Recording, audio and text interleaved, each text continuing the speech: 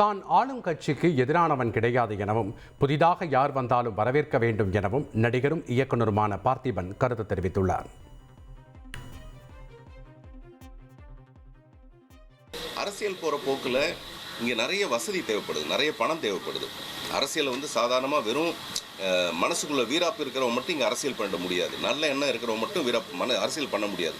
அது அரசியலுங்கிறது வேற ஒரு பெரிய களம். அது உங்களுக்கு யாருக்கும் புரியாதுன்னு சொல்லிட்டே புதைச்சி வச்சிருக்கோம். அப்படிப்பட்ட நேரத்தில் தான் மக்கள் தலைவர் எம்ஜிஆர் இங்கே வந்தார். அப்படிப்பட்ட இது யாருமே கண்டுபிடிக்க முடியாதுன்ற ஒரு நேரத்தில் தான் அவர் ஒரு வீரியமாக வெளியில் வந்தார். பட் இந்த சூழல் இப்போ அப்படி இல்லைன்றாங்க. நான் யார் உள்ளே வந்தாலும் அவங்கள நான் வரவேற்கிறேன். ஜென்ரலாக நல்லது தானே. யாராவது ஒருத்தர் தனியாக ஓடி போய் ஃபஸ்ட் ப்ரைஸ் வாங்குறதுக்கு பதிலாக ஒரு பெரிய கூட்டம் ஓடணும். அப்போ தான் நமக்கு பார்க்குறவங்களுக்கே ரொம்ப இன்ட்ரெஸ்டிங்காக இருக்கும்னு.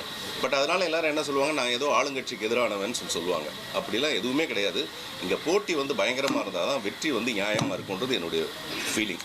அப்புறம் எப்பவுமே ஒரு பிரச்சனையை கிளறி விட்டு ஆளாளுக்கு ஒரு பதில் சொல்லி அந்த பிரச்சனை அதிகமாகிறத விட ஃபர்தராக இந்த மாதிரியான உயிர்கள் பலியாகாமல் இருக்கிறதுக்கு என்ன பண்ணணும், அதை பற்றி தான் நம்ம யோசிக்கணும். ஹரியானா மாநிலத்தில் உள்ள லட்வா பகுதியில் நடந்த ஒரு ஆன்மீக நிகழ்வில் முதலமைச்சர் நயாப் சிங் சைனி லவகுசா போல் வேடமணிந்து இருந்த கலைஞர்களுக்கு ஆரத்தி எடுத்து பூஜை செய்தார்.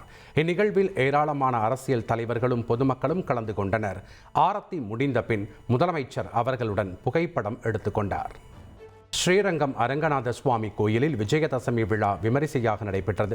பல்லாயிரக்கணக்கான பக்தர்களுக்கு மத்தியில் நம்பெருமாள் தங்க குதிரை வாகனத்தில் எழுந்தருளி வன்னி மரத்தில் அம்போடும் வைபவம் கோலாகலமாக நடந்தது. சட்டமன்ற கூட்டத்தொடர் வரும் 14ஆம் தேதி கூடுவதை முன்னிட்டு காவல்துறையினருக்கு பல்வேறு அறிவுறுத்தல்களை சென்னை காவல் ஆணையர் அருண் வெளியிட்டுள்ளார்.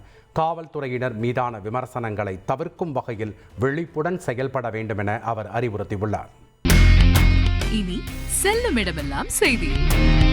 தந்தை டிவியின் வாட்ஸ்அப் சேனலை ஃபாலோ பண்ணினா செல்ல இருக்கும் இடமெல்லாம் செய்தி. இதோ QR கோட் இப்பவே ஸ்கேன் பண்ணுங்க, ஃபாலோ பண்ணுங்க.